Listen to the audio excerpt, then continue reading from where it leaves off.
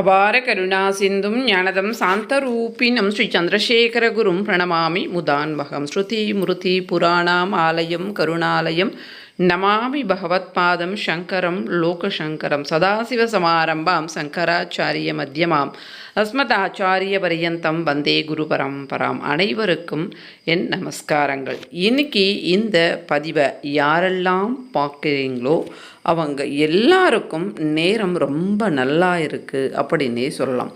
ரொம்பவே அற்புதமான ஒரு பதிவு அப்படின்னு சொல்லலாம். ரொம்பவே சிறப்பான ஒரு பதிவு அப்படின்னு சொல்லலாம்.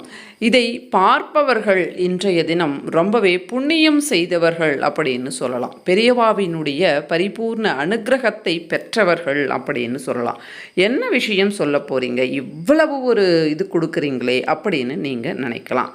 ஆமாங்க, ரொம்ப ஒரு இதுவாக தான் நான் சொல்லிகிட்ருக்கிறேன். ஏன் அப்படின்னு கேட்டால், பிரத்யக்ஷ தெய்வம் சாக்ஷாத் பரமேஸ்வரன் அந்த சுரூபமாகவே இருந்து பரமேஸ்வரன் தான் அவர் நம்மோடு நமக்காகவே இந்த கலிகாலத்தில் அவர் வாழ்ந்த காலத்தில் நாமும் வாழ்ந்திருக்கிறோம் அப்படின்னு நினைக்கும் போதே உடம்பெல்லாம் ரொம்பவே சிலிர்க்குது.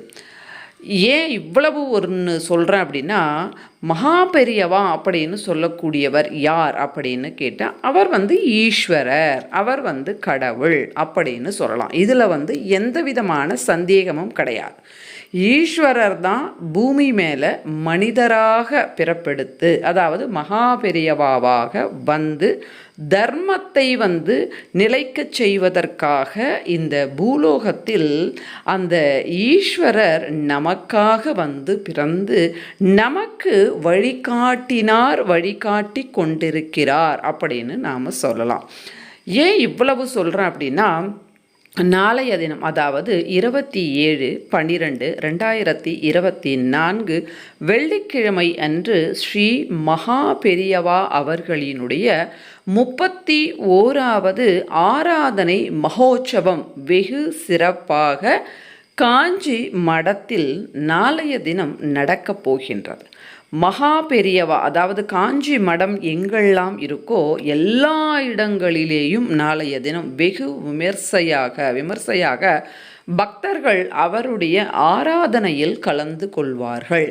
ஆராதனை அப்படின்னா என்ன, ஜெயந்தி அப்படின்னா என்ன? ஜெயந்தி அப்படின்னா பிறந்த நாள், ஆராதனை அப்படின்னா அவர்கள் சித்தி ஆன நாள், அதாவது அவர்கள் உடலை விட்ட நாள், அவ்வளவுதானே தவிர அவர்கள் சூக்ஷ்ம ரூபத்தில் அங்கேதான் இருக்கிறார். இந்த உலகம் முழுவதும் பறந்து இருக்கிறார். அப்போது அந்த உடம்புக்குள் இருந்த அந்த சக்தியாகப்பட்டது இப்போ பிரபஞ்சம் முழுவதும் வியாபிச்சு நம்ம எல்லாருக்கும் அனுக்கிரக வருஷத்தை பொழிந்து கொண்டிருக்கிறார் ஸ்ரீ மகா பெரியவா.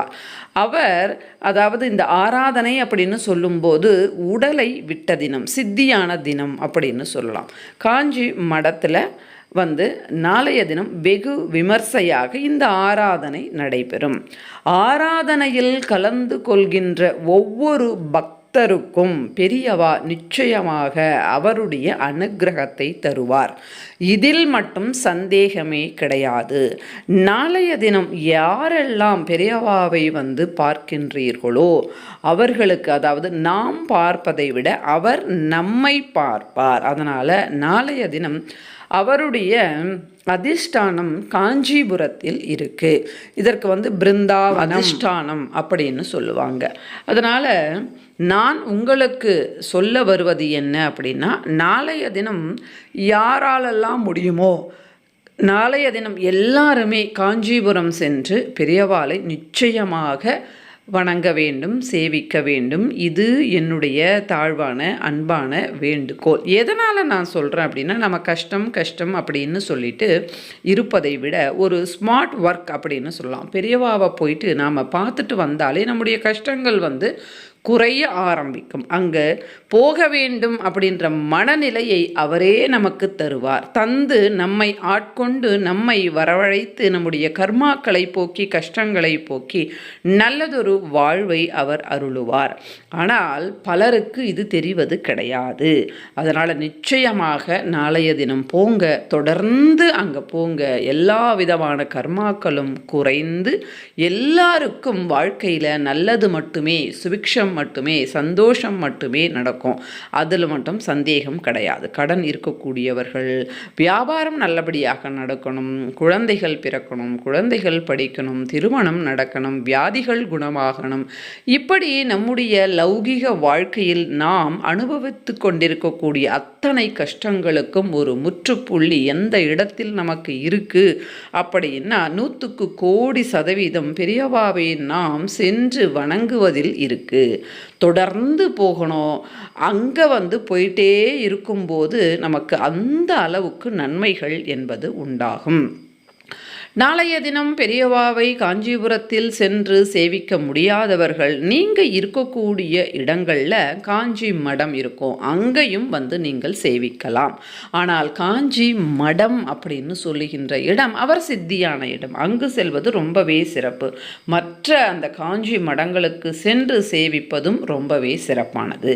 முடியாதவர்கள் வீட்டில் நாளைய தினம் பெரியவாவை வைத்து ஒரு மனை வைத்து மஞ்சள் பூசி குங்குமம் வைத்து மஞ்சள் வஸ்திரம் அந்த மனை மேலே போட்டு பெரியவாவை வச்சு பெரியவாவுக்கு துளசி மாலை வில்வம் பூக்களால் அலங்காரம் செய்து மஞ்சள் குங்குமம் வச்சு அவருக்கு அர்ச்சனை செய்து ஜெய ஜெய சங்கர ஹர ஹர சங்கர இப்படின்னு சொல்லலாம். ஸ்ரீ மகா பெரியவா சரணம் அப்படின்னு சொல்லலாம். இல்லைனா ஜெய ஜெய சங்கர ஹர ஹர சங்கர ஸ்ரீ மகா பெரியவா சரணம் அப்படின்னு 108 முறை துளசியால் அர்ச்சனை செய்து, அதாவது சுண்டல், கொண்டைக்கடலை சுண்டல் அல்லது கோதுமை ரவையினால் செய்த பிரசாதத்தை அவருக்கு செய்து எல்லாருக்கும் வீட்டில் இருப்பவர்களுக்கு கொடுத்து அதை சேவிக்க செய்யலாம். உங்களுடைய பிள்ளைகள் இருந்தால் அவருக்கு 2 தீபத்தை ஏற்றி வைத்து நாளைய தினம் பூஜையில் பங்கு கொள்ள செய்யலாம். இதன் மூலமாக குழந்தைகளுக்கு நல்ல படிப்பு, ஆரோக்கியம், புத்தி கூர்மை இப்படி எல்லாமே ஏற்படும்.